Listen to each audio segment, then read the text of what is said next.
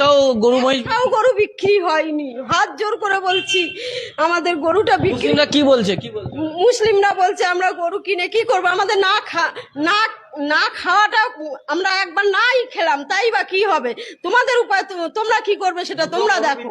আর ওদের থেকে তো ক্ষতি তো আমাদের বেশি দুটো গরু বিক্রি হয়েছিল, সে দুটো গরু ফেরত হয়ে গেছে, বলে গরু নেবো না, তোমরা আমাদের এখানে রাস্তাঘাট ধরে মারছে, আমরা গরু নেবো না, তোমরা পৌঁছে দিয়ে যাও, তোমরা যা করবে করো। আমাদের এই তো কাজ। তাহলে আমরা কোন রাস্তায় যাবো? তাদের আমাদের তাহলে মরণ ছাড়া আমাদের আর রাস্তা নেই।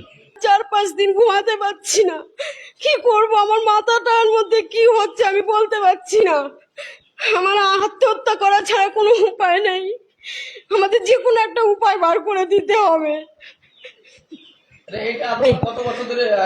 এটা 17 বছর ধরে এই কারবার করে আসছি, কোনোবারে এরকম হয়নি, এবারে কেন এরকম হলো? আমার ছেলেকে পড়াশুনো করিয়েছি সব এই ব্যবসায় থেকে,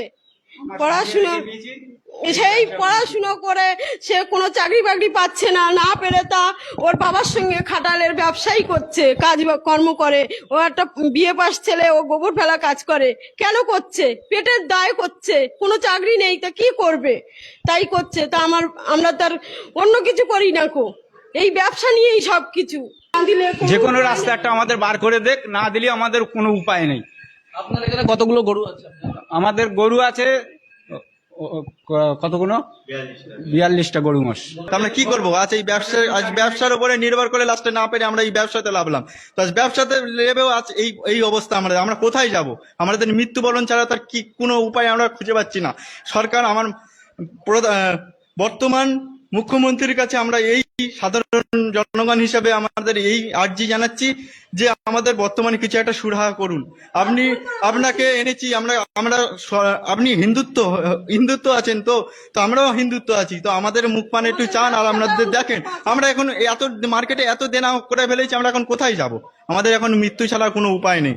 আর এই সর্বপ্রথম বলি, এই ভুসির দোকান থেকে শুরু করে বিচুলিওয়ালা থেকে শুরু করে ওষুধ থেকে শুরু করে এই মালগুলোকে আমরা যত্ন সহকারে নিজেরা না পেটে না খেয়ে এদেরকে খাইয়ে এত বড় করেছি। আর এত বড় করার পরে যদি আজ এই অবস্থা আমাদের দেখতে হয়, আমরা এখন কোথায় যাবো? আমাদের সুসাইড ছাড়া।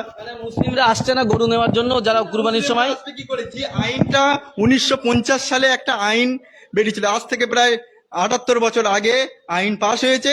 সেই আইনে কি বলা হয়েছে না, 14 বছর বয়সী গরু কুরবানি দেওয়া যাবে, কোনো পশু হত্যা করা যাবে না। এই সমস্ত আইন তো এত বছর, আমার জন্ম হয়নি তখন, তো আমি সেই আইন হয়ে আছে, আমরা তো কিছুই জানি না।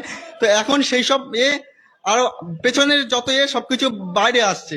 তো এখন আপনারাই বলুন যে আমরা এখন কোথায় কি করবো? এইসব আইন, আর ঠিক আছে আইন আমরা মানবো, আইনে করবো, আমাদের তো একটা সুযোগ সুবিধা দেওয়া দরকার, যে একটা টাইম বেঁধে দিক, যে আমাদের এই টাইমের মধ্যে তোমরা যা করেছো। আমরা তো এখন জানি না, এখন যেহেতু সবকিছু, আর এইসব মালগুলো আমরা এখন নিয়ে কি করব? এখন সরকার সরকার সুরাহা করুক, এই মালগুলো নিয়ে আমরা কি রাস্তায় ছেড়ে দেবো? আর আমাদের যে পাওনাদার আছে, আমাদের যে আমরা যে দেনা করেছি, তাহলে আমাদের উপরে সবাই তো জুলুম করবে। এখন তো এসব দেখবে না যে তোমরা এই মালগুলো এনে কি করেছো না করেছো, আমাদের দেখবে না। আমরা কোথায় যাব? সরকার এটা সুরাহা করুক, আমরা এটাই চাই, আমরা আর কিচ্ছু চাই না। আমাদের দেনা মুক্ত করুক সরকার, না হলে আমাদের মৃত্যু ছাড়া আর কোনো উপায় আমরা খুঁজে পাচ্ছি না। এখন সরকারের কাছে এই আমাদের আর্জি।